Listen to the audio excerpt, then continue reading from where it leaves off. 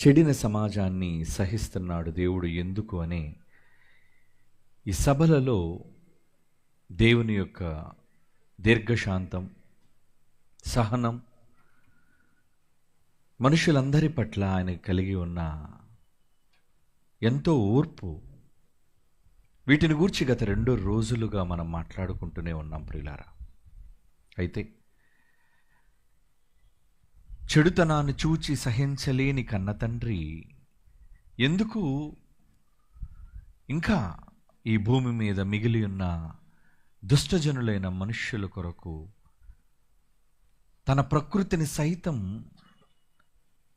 తన మహాశక్తి వలన పరిభ్రమింపజేస్తూ మనుష్యులకు ఏ లోటు రానివ్వకుండా సకల వనరులను సమకూర్చి ప్రతి వాని ఆకలిని తీర్చి ప్రతి వాని గుండెలో ప్రాణవాయువును చేర్చి ఈరోజు మనమంతా జీవితం కలిగి ఉన్నాము అంటే ఇది కేవలం ఆయన ఉచితమైన దయ. కానీ ఎందరూ ఆయనను గుర్తించగలుగుతున్నారు ఆలోచించండి. ఎందరూ ఆయనను దేవునిగా గౌరవించి ఆయన శాసనములను పాటించగలుగుతున్నారు ఆలోచించండి. తినే తిండి, త్రాగే నీరు, కట్టుకునే బట్ట, కలిగి ఉన్న జీవితం, ఇది దేవుని యొక్క దానం అని గ్రహించని మనిషి ఉన్న చిన్న జీవిత కాలములో విర్రవీగి తాను సంపాదించినది తన సొత్తు అని, తాను దాచుకున్నదే తనకు దైవమని, రాబోయే లోకపు సంగతులను గూర్చి మరచి స్వలాభాపేక్షతో దేవుని యొక్క ఉద్దేశాలను ప్రక్కకు నెట్టి స్వార్థపరుడుగా జీవిస్తున్నాడు. ఈరోజు ఉన్న ఈ ప్రకృతిలోని ఈ గజిబిజి జీవితంలో ఏ ఒక్కరిని కదిలించినా ఆగి వినే శక్తి కూడా, ఆ సమయం కూడా వాళ్ళు కేటాయించలేకపోతున్నారు, ఇవ్వలేకపోతున్నారు. ఎందుకంటే ఎన్న జీవితంలో ఏదో సాధించాలి, దేనినో కూడగట్టుకోవాలి, దేనినో మిగిల్చుకోవాలి అనే అత్యాశ మనిషికి ఎక్కువైపోయిందండి. అందుకే మనిషి చెడిపోతున్నాడు. తాను ఎక్కడి నుంచి వచ్చాడో, ఎక్కడికి వెళ్ళాలో అన్న పరమార్థాన్ని మనిషి నిజంగా మరిచిపోయాడండి. ఈరోజు వెళ్ళాలి అన్న విషయాన్ని కళ్ళ ముందు పోతున్న కోట్ల మంది మానవుల మరణాలను చూస్తున్నా ఉంటాను అన్న ధీమాతో మనిషి బ్రతికి ఏదో సాధించాలి అనుకుంటున్నాడు. ఇంకా ఇది వెర్రితనం కాదా? నీవు సాధించేదంటూ ఏమైనా ఉంటే అది నీకున్న ఆయుష్కాలం 60, 70, అధిక బలం ఉంటే 80. ఆ తర్వాత ఈ లోకాన్ని విడిచిపెట్టి పోవాలి. ఎంతటి వాడైనా, ఎంతటి ఘనుడైనా, ఎంతటి బలవంతుడైనా, ఎంతటి ధనికుడైనా. ఇది కాదంటారా? అవును. మన కళ్ళ ముందు ఎందరో మనల్ని విడిచిపెట్టి వెళ్ళిపోతున్నారు. ఎలా వెళ్ళిపోతున్నారు? ఏం తీసుకుని వెళ్ళిపోతున్నారు? ఏమి చిల్లి గవ్వ కూడా తమతో పాటు తీసుకొని పోలేదన్న వాస్తవం మనందరికీ తెలుసు. మనకు ముందటి చరిత్రలో ఎందరో ఘనులు, గొప్పవాళ్ళు, మహామహులు, భూమి మీద దేనినో సాధించామని చెప్పుకున్నవారు సైతం ఒంటరిగా వెళ్ళిపోయారండి. వాళ్ళతో ఎవ్వరూ సహాయకులుగా వెళ్ళలేదు, తోడుగా పోలేదు. రానున్నది ప్రతి మనిషికి ఒంటరి ప్రయాణం. ఎక్కడికి పోవాలి? ఏ దేశం నుంచి నరుడు భూమి మీదకి అవతరించాడో, ఏ లోకం నుంచి భూమి మీదకి మనిషి అడుగు పెట్టాడో ఆ లోకం, అది దేవుడు ఉన్న తండ్రి అయిన దేవుని లోకం. మనందరికీ జీవితాన్ని ప్రసాదిస్తున్న సర్వేశ్వరుని లోకం ఈ భూమి మీదకి పంపినప్పుడే కదండి ఆయన మనకొక ఆహ్వానాన్ని ఇచ్చాడు. ఏంటి ఆహ్వానం? 90వ కీర్తన 3వ వచనాన్ని చూడండి ప్రియులారా. 90వ కీర్తన 3వ వచనం ఏముంది అందులో? నీవు మనుష్యులను మంటికి మార్చుచున్నావు. నరులారా, ఎందుకు మనిషి చనిపోతున్నాడు అంటే, మంటికి ఎందుకు చేరిపోతున్నాడు అంటే, దాని వెనక ఒక ఆహ్వానం, ఇన్విటేషన్. ఏ ఇన్విటేషన్? ఏ ఆహ్వానం? వివాహానికా? గృహప్రవేశానికా? దేని కొరకు ఆహ్వానం అనుకుంటున్నారు? మనమంతా శాశ్వత కాలం జీవించవలసిన లోకానికి. అది మన స్వస్థలం, సొంత దేశం, సొంత లోకం. అక్కడ ఉన్నది మన సొంత తండ్రి. వెళ్ళిపోవాలి ఆయన దగ్గరికి. నరులారా తిరిగి రారా అడుగుతున్నాడు ఆయన. రారా, రావాలి. రావడానికి భూమి మీద మనం చావాలి. నిన్ను తీసుకొని రమ్మన్నది కోట్ల ఆస్తులను కాదు.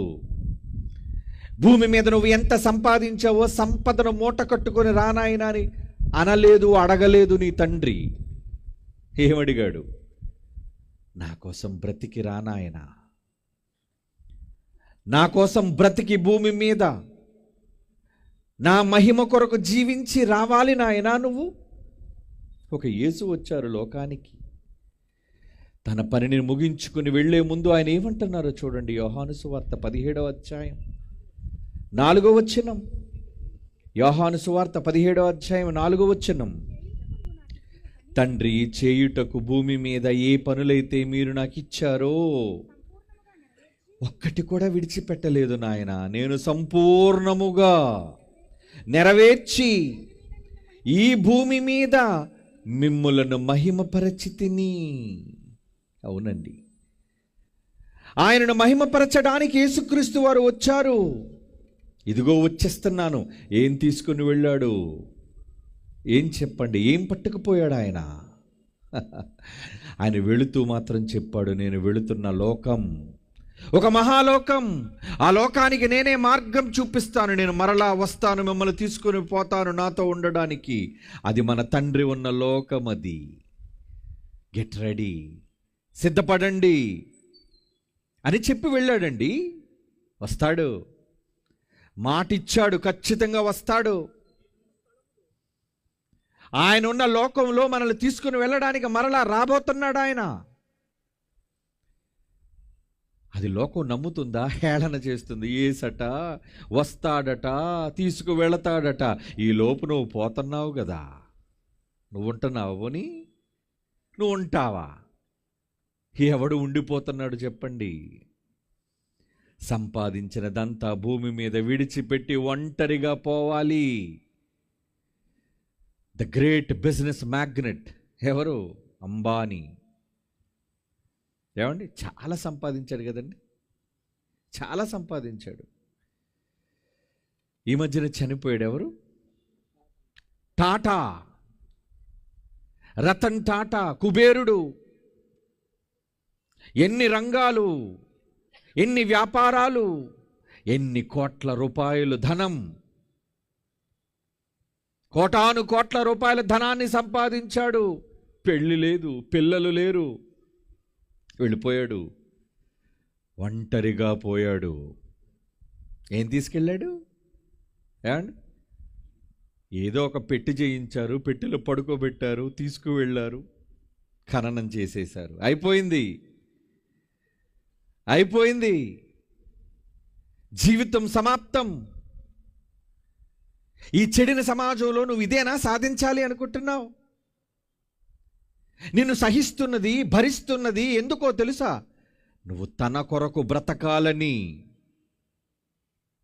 మనిషి దక్కించుకున్న ఈ బ్రతుకు తన కోసమని కాదా? మనకు వచ్చిన ఈ బ్రతుకులు మన కోసం కాదండి. జన్మనిచ్చిన పరలోకపు తండ్రి చిత్తాన్ని నెరవేర్చడానికి ఆయన పనుల కొరకు ఇవ్వబడిన జీవితకాలం ఇది. ఎఫెసీయులకు రాసిన పత్రిక 2వ అధ్యాయం 10వ వచనం. ఎఫెసీయులకు రాసిన పత్రిక 2వ అధ్యాయం 10వ వచనం. వాటి యందు మనము నడుచుకొనవలెనని దేవుడు ముందుగా సిద్ధపరిచిన సత్క్రియలను చేయుటకై మనము క్రీస్తు యేసునందు సృష్టింపబడిన వారమై, ఆయన చేసిన పని మనమంతా. తల్లి గర్భములోని నిర్మాణం పని.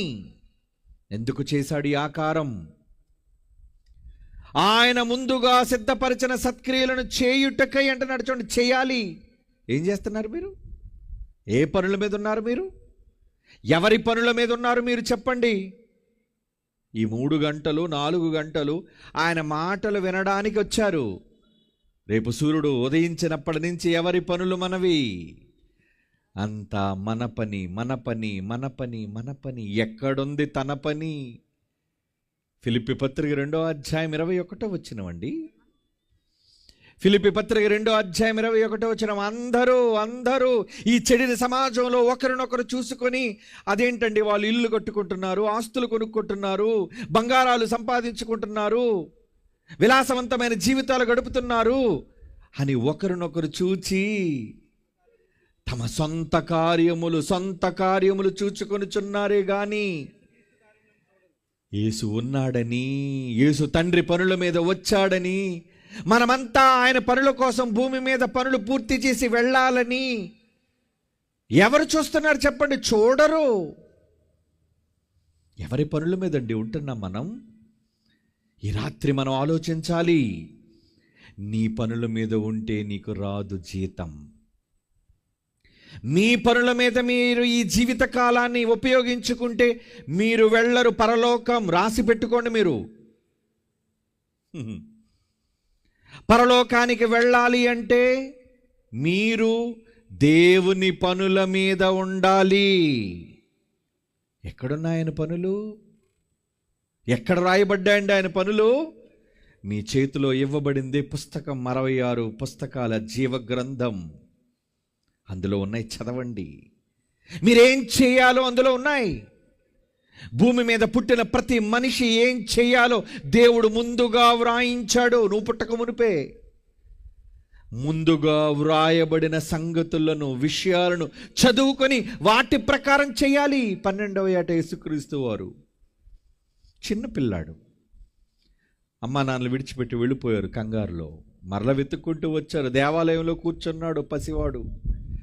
ఏమి నాయనా ఇలా చేశావు మమ్మల్ని అన్నప్పుడు ఆ బాలుడు వారికి ఇచ్చిన సమాధానం ఏంటో తెలుసా? లోకాసువార్త 2వ అధ్యాయం 49వ వచనం. మీరేలా నన్ను వెతుకుచున్నారు? నేను నా తండ్రి పనుల మీద ఉండవలనని మీరు ఎరుగరా? ఏం పనులు? ఎవరి పనులు? ఏ పనుల్లో ఉన్నాడండి? తండ్రి పనులు అంటే వాళ్ళ నాన్నగారు వడ్రంగి.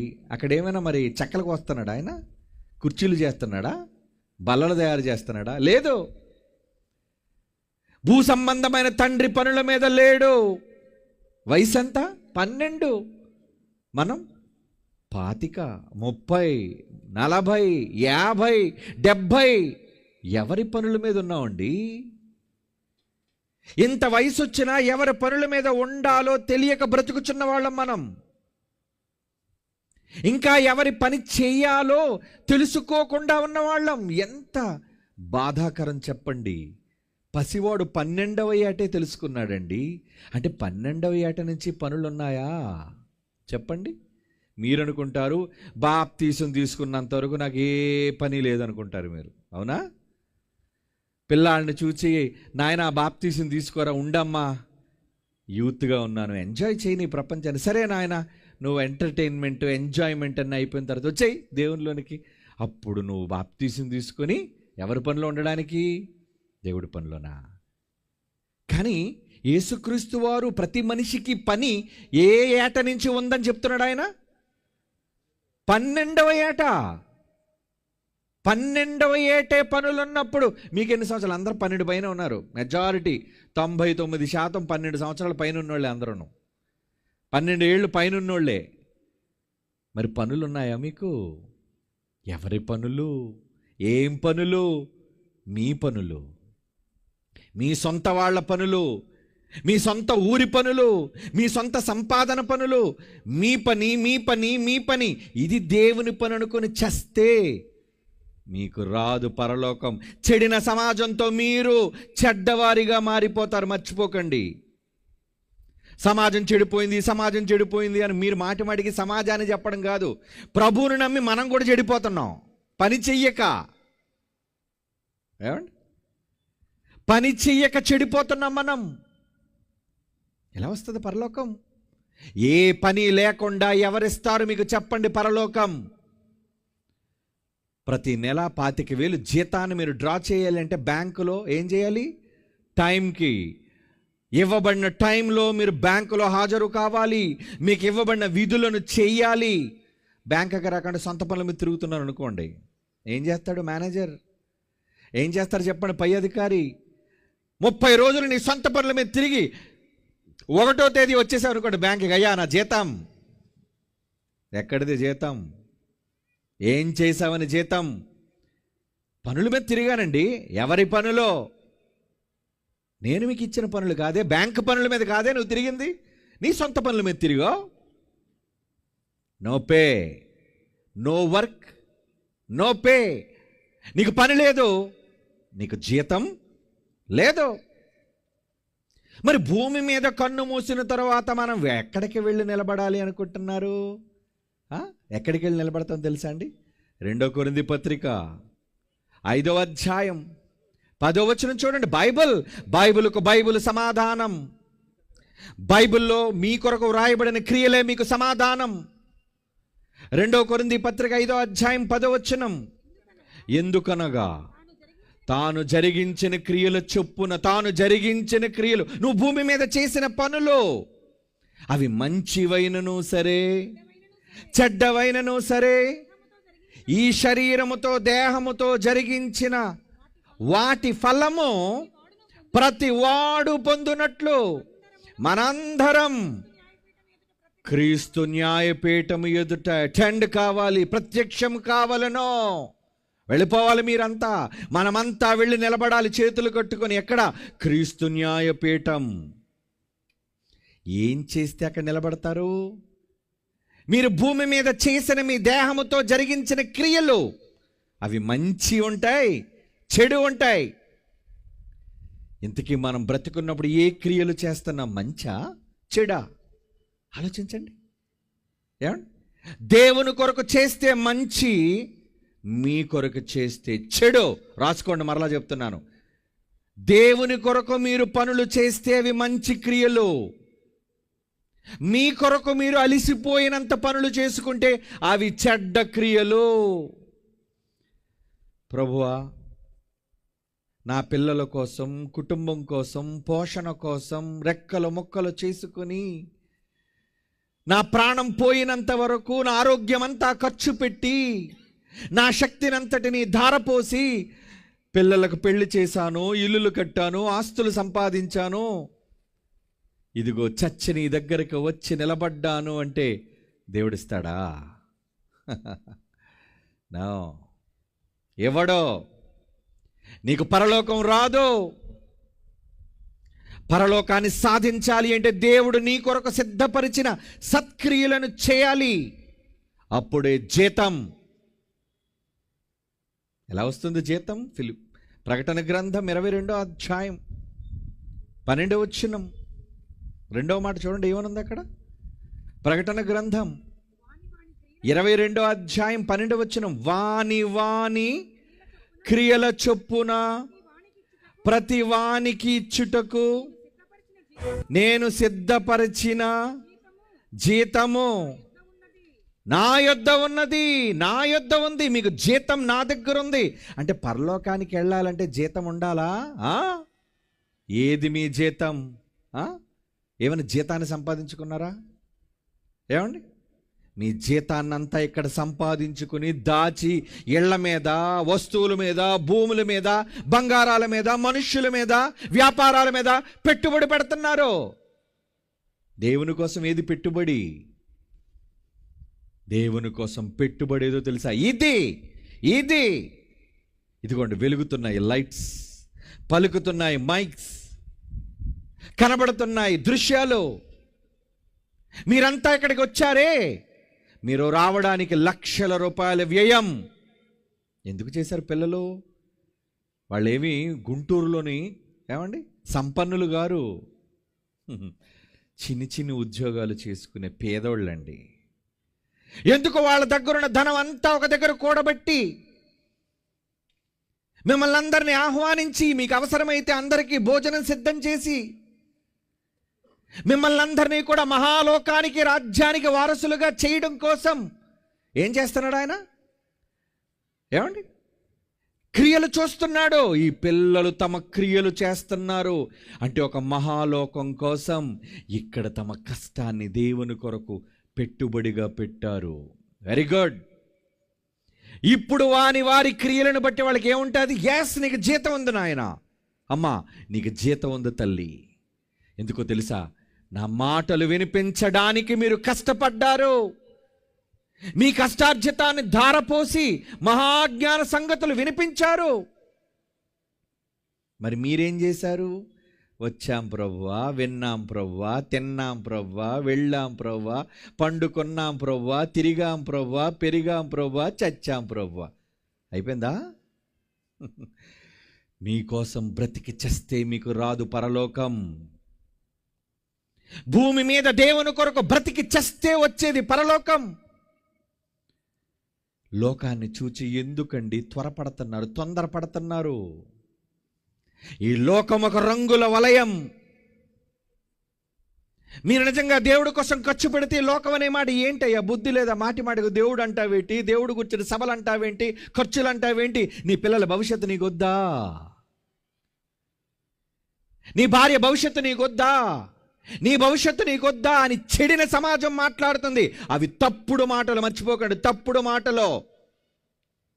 మరి మంచి మాటలు ఏంటండి? నీకున్న సమస్తాన్ని దేవుని సేవ కోసం ఖర్చు పెట్టు. నీకొక భవిష్యత్తు ఉంది. 60 ఏళ్ళు భవిష్యత్తు ఏంటండి? 80 ఏళ్ళ జీవితం భవిష్యత్తు అనుకుంటున్నావా? ఛే, అది కాదు భవిష్యత్తు. భూమి మీద కన్ను మూసాక నువ్వు వెళ్ళే లోకం నీ భవిష్యత్తు. అక్కడ నువ్వు బ్రతికే బ్రతుకు నీ భవిష్యత్తు. ఆ భవిష్యత్తు కోసం ఏ రోజైనా మీరు ఆలోచిస్తున్నారా? LIC పాలసీలు చేస్తాం ఎందుకు? నేను చచ్చిపోయినా నా పిల్లకి, నా భార్యకి ఏ లోటు రాకూడదు. నువ్వు చచ్చాక నీకు అన్ని లోటు రావచ్చా? వీళ్ల కోసం ఆలోచించి నీ బ్రతుకును సుడిగుండంలో తోసేసుకుంటున్నావు. ఎందుకంటే లోకాన్ని చూస్తున్నావు. మీరు లోకం అంతా అలాగే కదండి ఉంది. ఈ లోకం అంతా డబ్బులు కూడబెట్టుకుంటుంది, ఈ లోకమంతా మేడలు కట్టుకుంటుంది, ఈ లోకమంతా సంపాదించుకుంటుంది. నేనెందుకు అలా చేయకూడదు? నేను నలుగురితో పాటే వెళతాను. అలా మీరు వెళితే మీకు దక్కేది పరలోకం కాదు, నరకం. నరకం కావాలా మీకు? నరకం అయ్యో వద్దండి. అందుకే కదా నా ప్రయాసం. ఈ 3 రోజులు మీ దగ్గరకు వచ్చి ఈ మాటలు చెప్పడం వెనకున్న నా స్వార్థం ఏంటో తెలుసా? నేను కూడా సంపాదించుకోవాలి. ఎక్కడా? ఈ భూమి మీద. ఛే, ఈ భవనాలు ఎవడకు కావాలి? ధనం ఎవడకు కావాలి? ఈ ఆస్తులు ఎవడకు కావాలి? ఎక్కడ కాదు నువ్వు సంపాదించుకునేది, ఎక్కడా? తిమోతి గారికి రాస్తున్న మొదటి పత్రిక 6వ అధ్యాయం, పౌలు గారు తిమోతి గారికి రాసిన మొదటి పత్రిక 6వ అధ్యాయం 18-19 వచనాలు చూడండి ప్రియులారా. వారు వాస్తవమైన జీవమును సంపాదించుకుని నిమిత్తము రాబో కాలం అంటే నడుచండి. కమింగ్ డేస్, అది భవిష్యత్తు. ఏంటా రాబో కాలం? ఎవరో రాశారు, ఉందిగా మంచి కాలం ముందుందట. అవును నిజమే. ఆడు రాసినది మాత్రం భూమి మీద ఉన్న వాటి కోసం రాశాడు, పిచ్చోడు. కానీ దాని వెనక అసలు అర్థం ఏంటో తెలుసా? నిజమైన అర్థం ఏంటో తెలుసా? నువ్వు చచ్చాక ఉందిలే మంచి కాలం. దేవుణ్ణి నమ్మి బ్రతికితే నీకుందిలే మంచి కాలం. రాబో దినములకు మంచి పునాది తమ కొరకు వేసుకొనుచు. ఏం చేయాలి? నీకోసం మంచి పునాది వేసుకోవాలనుకున్నావా? అయితే ఏం చేయాలి తెలుసా? మేలు చేయువారును సత్క్రియలు అను ధనం. ఏంటి ధనమట? ఏంటి డబ్బు? సత్క్రియలే ధనం అంటున్నాడు. చూడండి, నీ దగ్గరున్న రంగు కాగితాలు కాదయ్యా డబ్బు, నీ దగ్గర తలతల మెరిసే నెక్లెస్లు కాదయ్యా డబ్బు, నీ దగ్గర మిలమిల మెరిసే డైమండ్లు కాదయ్యా డబ్బు. ఏమంటున్నాడు? సత్క్రియలు అనే ధనము గలవారును ఔదార్యం దేవుని కనుల కోసం. ఏమండి, ఈరోజు ఒక కుటుంబం వచ్చిందండి నా దగ్గరికి. అయ్యా, నేను ఆశ్చర్యపోయానండి వాళ్ళని చూచి. ఎందుకంటారా, వాళ్ళు వచ్చి దేవుని కొరకు, ఏమండి, మీరు చేస్తున్న సేవ కోసం, మీరు చేస్తున్న ముఖ్యంగా పాటలు, పాన్ ఇండియన్ ఆల్బమ్, ఈ దేశంలో అనేక భాషల్లో అనేక పాటలు వెళ్ళడానికి, ఏమండి 2025లో పాన్ ఇండియన్ ఆల్బమ్ దించాం. అంటే ఈ సువార్త, ఈ రాజ్య సువార్త ఈ ప్రసంగాల ద్వారా మాత్రమే కాదు, పాటల ద్వారా హిందీ, తెలుగు, తమిళ్, మలయాళం, కన్నడ, ఒడియా 6 భాషలు. ఏ క్రైస్తవ చరిత్రలోనూ భారతదేశంలో 6 భాషల్లో పాటలు దించలేదు. ఆ ఘనత ఒక్క BOUIకు మాత్రమే దక్కింది. ఇది ఎందుకు నేను అతిశయంగా చెబుతున్నాను అంటే, గొప్ప కోసం కాదు, ఆయా భాషలు మాట్లాడు వారు దేవుని యొక్క మాటలు వినుట కోసం. వాళ్ళు వచ్చి ఏమన్నారు తెలుసా అండి? ఇదిగోండి అయ్యా, ఈ డబ్బు దేనికి నాయన ఇస్తున్నారు మీరు? అయ్యా, మీరు చేస్తున్న పాటలు రాబోయే రోజుల్లో మీరు చేయబోతున్న ఈ పాటల కోసం మీరు వినియోగించండి. ఎంత నాయనా? 1,25,000 అయ్యా. ఎక్కడిది నాయన? మీరు చూస్తే పేదవాళ్ళ ఉన్నారే. అయ్యా, ఇది ఒక్కసారిగా ఉన్న డబ్బు కాదయ్యా. మరి ఎలా?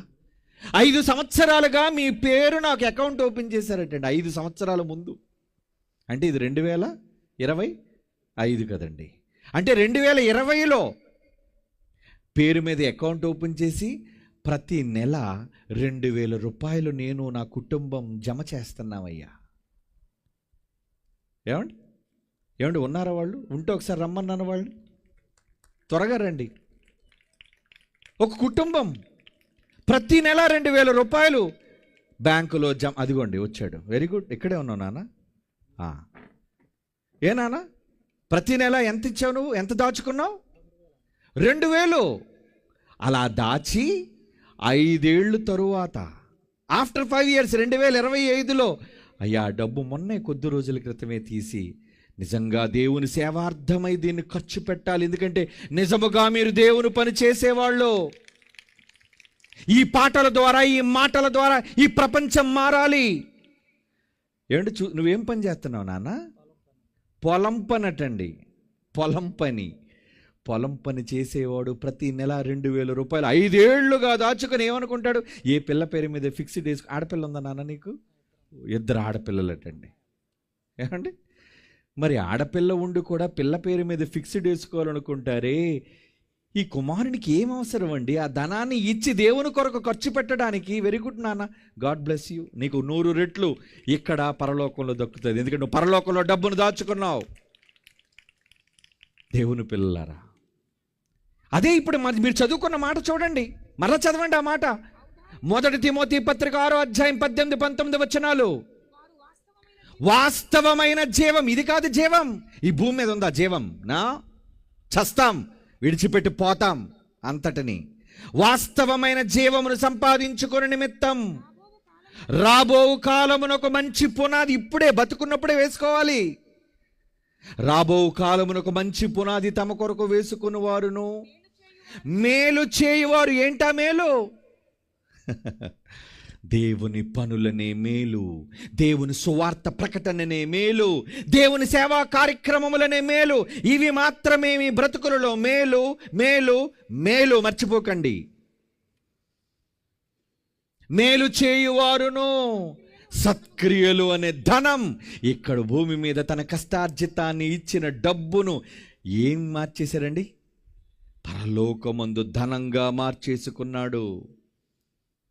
సత్క్రియలను ధనము గలవారును ఔదార్యం ఇవ్వటం. ఔదార్యం అంటే పొరుగువానికి అన్నం పెట్టటం, పొరుగువానికి సేవ చేయటం, పొరుగువానికి త్యాగం చేయటం. ఇదండి పరలోకాన్ని ఇచ్చేది. భూమి మీద మీ కొరకు దాచుకున్నది ఏది మీకోసం దాచుకున్నది ఏది మీకు మిగలదు.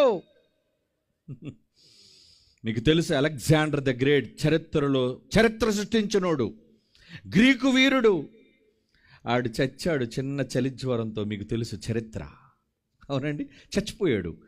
చచ్చిపోయే ముందు వాడు కోపం వచ్చి వాడు వైద్యులందరినీ పిలిచాడు. ఏరా, నా రోగానికి మందు లేదా? మహాప్రభు, లేదయ్యా. ఎందుకురా మీరందరూ చిన్న కాలంలోనే ప్రపంచాన్ని సాధించాలని, జగజ్జేతగా నిలవాలి, ప్రపంచంలో అన్ని దేశాలను, ఈవెన్ ఇండియా, ఇంక్లూడింగ్ ఇండియా, భారతదేశాన్ని కూడా గెలిచాడు. ఇన్ని దేశాలను గెలిచిన నాకు మరణం మీద గెలుపు లేదా?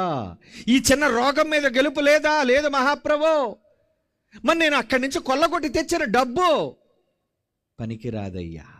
అలా అన్నందుకు వాడు కోపం వచ్చేవన్నాడు తెలుసా? రే, నేను ఎలాగ చేస్తాను నాకు తెలుసు. నేను సంపాదించినదంతా కూడా ఎక్కడి వరకు నన్ను పాతి పెట్టడానికి శ్మశాన వాటికి తీసుకువెళ్తారో, సంపాదించిందంతా నేల పొడుగున పరవండి. అది డబ్బులో, బంగారమో, ముత్యాలో, ధనమో, ఏదైతే అది. ఇక నేను పడుకోబెట్టే నా శ్మశాన శవపీఠిక ఉందే, దానికి 2 కన్నాలు పెట్టండి. ఎందుకయ్యా? నా 2 చేతులు బయట పెట్టండి. ఎందుకయ్యా 2 చేతులు బయట పెట్టే నన్ను సమాధి చేయాలి?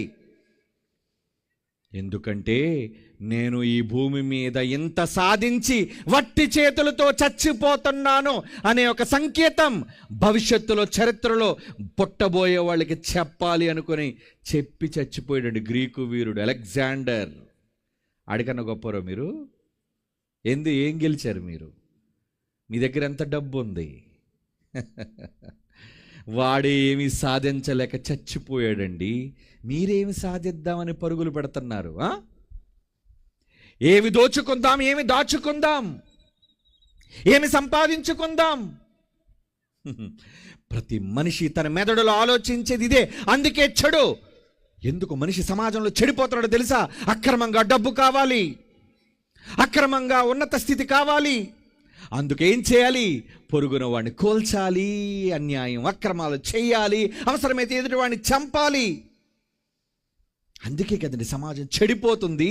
నువ్వు కష్టపడి సంపాదించడం చేతకాక ప్రక్కన ఉన్నవాడిది అన్యాయంగా దోచుకోవడానికి సిద్ధపడుతున్నాడు. ఇది కాదా చెడు? అక్రమంగా ఏమండి దొడ్డిదారులో నేను గొప్పవాడిని అయిపోవాలి. ఏమి సాధించాలని? ఏది సాధించినా భూమి మీద నువ్వు ఒంటరిగా విడిచిపెట్టి వెళ్ళాలి. ఈ మాత్రం దానికి ఎందుకయ్యా నీ పరుగులు? ఎందుకు నీ ప్రయాసం? తమ భవిష్యత్తు కోసం భూమి మీద ఉన్నప్పుడే ఆలోచన కలిగి వెళ్ళబోయే ఆ మహాలోకంలో సంతోషాన్ని, దేవునితో గడిపే శాశ్వత కాలపు ఆనందాన్ని పొందడానికి కదా సమకూర్చుకోవాలి. పేతురు అడుగుతున్నాడు ప్రభువారిని, అయ్యా ఇదిగో సమస్తమును విడిచిపెట్టి నిన్ను వెంబడిస్తున్నాం కదా, మాకేం దొరుకుతుందయ్యా? మాకున్న ఓడలను విడిచిపెట్టాం, మాకున్న వ్యాపారాలను విడిచిపెట్టాం, మాకున్న సమస్తాన్ని విడిచిపెట్టి కదా మేము వెంబడిస్తున్నాం నిన్ను. అప్పుడు యేసన్న మాట ఏంటో తెలుసా? నాయన, నా నిమిత్తం, సువార్త నిమిత్తం ఇంటినైనా, అన్నదమ్ములనైనను, అక్క చెల్లెండ్రనైనను, తల్లిదండ్రులనైనను, పిల్లలనైనను, భూములనైనను విడిచినవాడు ఇప్పుడు యెహమందు హింసలుంటాయి అన్నిటినీ వదిలినందుకు హింసలతో పాటు 100 ఇండ్లు, అన్నదమ్ములు, అక్క చెల్లెండ్రు, తల్లులను, పిల్లలను, భూములను రాబోవు లోకమందు నిత్య జీవమును పొందుదునని నీతో నిశ్చయముగా చెబుతున్నాను. పేతురు, నమ్ముతావా నా మాట? మార్కు సువార్త 10వ అధ్యాయం 28వ వచనం నుంచి నేను చదివిన మాటలు ప్రియులారా. ఇది మన భవిష్యత్తు. ఈ చెడిపోతున్న దుష్ట సమాజంలో చూచి మనం కూడా వారిలాగే నలుగురితో నడవాలి అనుకుంటే మనం పోయేది నిత్యాగ్ని దండనకు. మర్చిపోకండి, సమాజం చెడిపోయింది, అది మనకు తెలుసు. ఈ చెడిపోయిన సమాజంలో మనం ఏం చేయాలో తెలుసా? ప్రతిరోజు లోతనే ఒక మహాభక్తుడు సమాజంలో కళ్ళ ముందు జరుగుతున్న వాటిని చూచి చూచి చూచి ఏం చేశాడో తెలుసండి? రోజు తన మనస్సును దినదినము తన నీతి, దేవుని మీద ఉన్న నమ్మకాన్ని చంపుకోకుండా తన నీతి గల మనస్సును తాను చూచిన దాన్ని బట్టి, విన్నదాన్ని బట్టి వారి అక్రమ క్రియలు దినదినము నీతి గల తన మనస్సును నొప్పించుకున్నాడటండి. నొప్పి నొప్పి. మొదటి పేతురు పత్రిక 2వ అధ్యాయం 8వ వచనం. ఆ నీతిమంతుడు వారి మధ్య కాపురముండి చూచిన వాటిని బట్టి, విన్న వాటిని బట్టి అక్రమం సమాజంలో మొదటి రోజు చూపించాను. ఎటు చూడండి అక్రమం జరుగుతుంది. దానికోసం దేవుడు ఎంతగా తన అక్రమాన్ని చూస్తూ, ఒక నీతిమంతుడైన లోతు ఎలాగైతే తన మనస్సును నొప్పించుకున్నాడో దేవుడు కూడా ఈ రోజున్న ప్రస్తుత సమాజాన్ని చూచి ఏమవుతున్నాడో తెలుసా అండి? చూద్దామా? నెహెమ్యా గ్రంథం 9వ అధ్యాయం 31వ వచనం అండి. నెహెమ్యా గ్రంథం 9వ అధ్యాయం 31వ వచనం. అయితే నీవు మహోపకారివయ్యుండి వారిని బొత్తిగా నాశనము చేయకయు విడిచిపెట్టకయు ఉంటివి. నిజముగా నీవు కృపా కనికరము గల దేవుడవై ఉన్నావయ్యా. అవునండి, కృపా కనికరములు కలిగిన దేవుడు. ఆయన కృప లేకపోతే ఈరోజు ఈ మైదానంలో మనం వచ్చి కూర్చోగలమా? మన పిల్లలతో, మన కుటుంబాలతో? ఎందరో ఈ అవకాశం లేక. అవునండి, ఒక్కసారి మీ గుంటూరు ప్రభుత్వ ఆసుపత్రికి వెళ్ళి చూడండి. నొప్పులతో, రోగాలతో, బాధలతో, కన్నీళ్లతో నలిగిపోతున్న ఎన్ని వందల వేల మంది ఉన్నారు అక్కడ. నువ్వు లేవే అందులో. ఈరోజు నువ్వు చక్కగా ఈ రాత్రి మాటలు విని ఇంటికి వెళ్ళి చక్కటి భోజనాన్ని చేసి చక్కగా నువ్వు పరుండి మరలా రేపటి సూర్యోదయాన్ని నువ్వు చూడగలుగుతున్నావు అంటే కారణం ఏంటో తెలుసా? ఆయన కృపాతిశయములు కలిగిన దేవుడు. ఆయన నిన్ను, నీ కుటుంబాన్ని, నీకున్న సమస్తాన్ని కాపాడుతున్న దేవుడు కాదా? అవును, నిజమండి. అదే నెహెమ్యా గ్రంథం 9:31 కదా చదివాం. ఇప్పుడు 17వ వచనం చదవండి. 9 నెహెమ్యా గ్రంథం 17వ వచనం. వారు విధేయులొకటొక మనస్సు లేని వారై తమ మధ్య నీవు చేసిన అద్భుతములను జ్ఞాపకము చేసుకొనక ఇశ్రాయేలీయులు తమ మనస్సును కఠినపరుచుకొని తాముండి వచ్చిన దాస్యపు దేశమునకు తిరిగి వెళ్ళుటకు అధికారును కోరుకొని నీ మీద తిరుగుబాటు చేసిరి. అయితే దూడ కావాలన్నా, దైవం కావాలి అన్నా నీవు క్షమించుటకు సిద్ధమైన దేవుడవు, దయావాత్సల్యములు గలవాడవు, దీర్ఘశాంతమును బహుకృపయు గలవాడవయుండి వారిని విసర్జింపలేదు. తప్పు చేసిన తన పిల్లల్ని విడిచిపెట్టలేదండి. ఏంటండి ఆయన ప్రేమ? వాళ్ళ కాళ్ళకు వాపులు రాలేదట, వాళ్ళ బట్టలు మాయలేదట. ఏమండి, ఏంటండి ఆయన ప్రేమ? ఒక గ్రద్ద తన రెక్కల మీద పిల్లల్ని ఎక్కించుకొని లాగున తన పిల్లలైన వారిని తండ్రి అయిన దేవుడు యెహోవా ఎంత గొప్ప వాత్సల్యాన్ని, ప్రేమని చూపించాడే. ఈరోజు నీ పట్ల కూడా అదే ప్రేమ, వాత్సల్యం.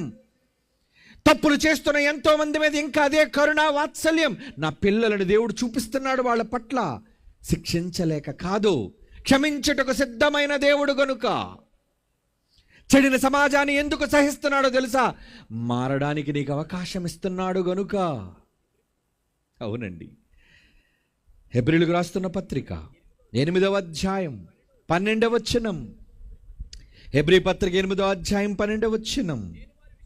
నేను వారి దోషముల విషయమై దయ కలిగి వారి పాపములను ఇకని ఎన్నడను జ్ఞాపకము చేసుకొనను. ప్రభు సెలవిచ్చుచున్నాడు. ఏంటండి? క్షమను ఇవ్వాలి అనుకుంటున్నాడు. అందుకే కదండి తన కుమారుడిని యేసును పంపాడు, సిలువనెక్కించాడు. మనం చేసిన తప్పులన్నిటికీ ఆయన శరీరంలో శిక్షణ అమలు చేసి మనం ఆయన పొందిన గాయముల చేత మనకి స్వస్థత, ఈరోజు మనకు విముక్తి. ఈరోజు మనం నీతిమంతులుగా మారామంటే ఆయన చావు కాదా మనల్ని పవిత్రపరిచింది? ఆయన కార్చిన రక్తము కాదా మనల్ని పరిశుద్ధులుగా మార్చింది? ఇది ఆయన ప్రేమ కాదా యేసును లోకానికి పంపింది? అవునండి, అవును, ఆయన ప్రేమే. ఆయన ప్రేమ వల్లే బ్రతుకుతున్నాం మనమంతా. చెడిపోయిన వారు కూడా లోకంలో ఊపిరి పీల్చి బ్రతకగలుగుతున్నారు అంటే ఇంకా వాళ్ళ మీద ఆయన ప్రేమ ఉంది, నిలుచుంది అంటున్నాడు. చూడండి మరొక మంచి మాట, రోమీయులకు రాసిన పత్రిక 2వ అధ్యాయము 4వ వచనం. రోమీయులకు రాస్తున్న పత్రిక పౌలు గారు 2వ అధ్యాయం 4వ వచనం, దేవుని అనుగ్రహమును మారు మనస్సు పొందుటకు నిన్ను ప్రేరేపించుచున్నది. కమాన్, మారండి నాయన, పిల్లలారా మారండర్రా. లోకాన్ని చూచి, చెడిపోతున్న సమాజాన్ని చూచి మీరు మోసపోకండి, మీరు మారాలి నా కోసం. ఒకనాడు లోతు ఎలాగైతే మారి తన కుటుంబంతో తన్ను కాపాడుకున్నాడో మీరు కాపాడుకోండి. ఒకరోజు మహాజల ప్రవాహానికి నోవహు ఎలాగైతే తన కుటుంబాన్ని కాపాడుకున్నాడో మీరు మీ కుటుంబాలను కాపాడుకోండి చెడిన సమాజం నుంచి. మీ ఆత్మలను రక్షించుకోండి. అందుకు వాక్యాన్ని అంగీకరించండి. తిమోతి గారికి రాసిన మొదటి పత్రిక 2వ అధ్యాయం, మొదటి తిమోతి పత్రిక 2వ అధ్యాయం 4వ వచనం చూడండి. తండ్రి అయిన దేవుని మనస్సు ఎందుకు చెడిన సమాజాన్ని సహిస్తున్నాడంటే ఆయన మనుష్యులందరూ అందరూ అందరూ రక్షణ పొంది సత్యమును గూర్చిన అనుభవ జ్ఞానమును కలవారై ఉండవలనని ఇచ్చయించుచున్నాడు. ఏంటి తండ్రి కోరిక? మీరంతా సత్యమును గూర్చిన అనుభవ జ్ఞానాన్ని మీరు తెలుసుకోవాలని ఆయన ఇచ్చ, ఆయన కోరిక. అందుకే ఈ సభలండి. ఇన్ని లక్షల రూపాయలతో సభలు ఎందుకు పెట్టాలి? ఇక్కడ సంస్థను స్థాపించడానికో, సంఘాలను కట్టడానికో, ధనాన్ని ఆర్జించుకోవడానికో కాదు. మేము వచ్చింది, ఇక్కడ వీళ్ళు పెట్టింది, మీరు ప్రయాసపడి వచ్చింది దేనికో తెలుసా? ఇదిగో దేవుడు మాట చదవండి, మనుష్యులందరూ రక్షణ కావాలి. రక్షణ పొంది సత్యము, ఈ బైబుల్ వాక్యమును గూర్చిన అనుభవ జ్ఞానమును కలిగిన వారుగా ఉండాలని ఇష్టపడుచున్నాడే ఆ తండ్రి ఇష్టాన్ని మీరు నెరవేర్చగలరా? ఓ సోదరా, ఈ రాత్రి ఇంకా మీ గుండె కొట్టుకుంటుంది, మీలో ఇంకా ఊపిరి ఉంది, జీవముంది అంటే దేవుడు మీకు ఇంకా అవకాశం ఇస్తున్నాడు అని అర్థం. ఏ క్షణమైనా ఈ ఊపిరి ఆగిపోవచ్చు, ఏ క్షణమైనా ఈ లోకాన్ని విడిచిపెట్టి మీరు పోవచ్చు. కానీ వెళ్లే ముందు సత్క్రియలను ధనం ఏది? ఈ రాత్రి కానీ ఒకవేళ మీరు పోతే ఏంటి? దేవుని కోసం మీరు చేసిన పనులు లెక్కలు కట్టండి. 1 2 3 4 ఏం చేశారండి? మీరు ఏం చేస్తున్నారో మీకు తెలియాలి అంటే ఒక తెల్ల పుస్తకం కొనుక్కోండి, ఒక పెద్దది లాంగ్ నోట్బుక్, మధ్యక విప్పండి. ఒకవైపు ఎడమ చేతి వైపు నేను నా కొరకు చేసుకుంటున్న పనులు 1 2 3 4 రాయండి. కుడివైపు నేను దేవుని కొరకు చేస్తున్న పనులు 1 2 3 4 రాయండి. ఏది నిండుతుంది? ఏమండి, కుడిపక్క ఎడమ పక్క? ఈ ఎడమ వైపే పేజీలు పుస్తకాలు. దేవుడి వైపు పేజీలని ఖాళీ ఏం లేవు. ఎలా? దేవుని కొరకు ఏ పని మీరు చెయ్యకపోతే ఆయన మీకు జీతం ఎలాగిస్తాడు? మీరు ఆ లోకాన్ని ఎలా స్వతంత్రించుకుంటారు? అక్కడ మీరు సుఖభోగాలను ఎలా అనుభవిస్తారు చెప్పండి? ఈ లోకంలో సంపాదన 60-70 సంవత్సరాల బ్రతుకు సుఖం కోసమే కదా. మరి శాశ్వతమైన జీవిత కాలంలో ఆ ఆత్మ అక్కడ సుఖపడ్డానికి ఇక్కడేమీ ధన సంపాదన లేదా? లేదు. వద్దర్రా, స్వార్థపరులుగా మారండి మీరంతా. దేనికోసం? పరలోకమందు మీ కొరకు ధనాన్ని కూర్చుకోవటం కోసం, పరలోకమందు సత్క్రియలను ధనాన్ని భవిష్యత్తు కాలం కోసం దాచుకొనుట కోసం. సిద్ధపడతారా? చెడిన సమాజాన్ని చూచి ఇంకా మీరు మారకండి. వాళ్ళని చూచి వారిలా ఉండాలని అనుకోకండి. ఈ లోకం దాని ప్రభావం మీ మీద, మీ పిల్లల మీద, మీ కుటుంబాల మీద ఉంటుంది. తమలాగే బ్రతకాలని వాళ్ళు కోరుకుంటారు, కానీ వద్దు. దాని ఛాయలు మీ మీద, మీ పిల్లల మీద పడనివ్వకండి. పడ్డాయో మీరు నరకంలో పడ్డారన్న మాటే.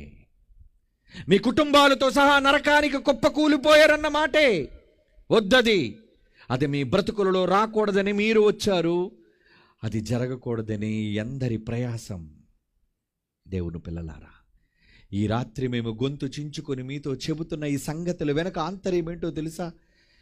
ఈ చెడిపోతున్న దుష్ట సమాజంలో ఎందరో నీతిమంతులు తామును తమ కుటుంబాలను ఎలాగ కాపాడుకున్నారో మీరు కాపాడుకోండి. ఉగ్రత దినమందు మీరు రక్షింపబడతారు. ప్రమాదాలు వచ్చినప్పుడు మీరు తప్పించబడతారు, కాపాడబడతారు. ఎన్నో విపత్తులు, ఎన్నో భయంకరమైన విపత్తులు ఈ ప్రపంచంలో సంఘటనలు సంభవిస్తూనే ఉన్నాయి. అందులో మీరు మీ కుటుంబాలు నశించిపోకుండా ఉండాలి అంటే కమాన్, దేవుని కోసం రేపటి నుండి మీరు పనులు చేయడానికి సిద్ధపడండి. లేదు చెడిన సమాజంతోనే మేము కూడా అందరిలాగే ఉంటాము అంటారా? మీ ఇష్టం. నిర్ణయాన్ని మీకే విడిచిపెడుతున్నాను.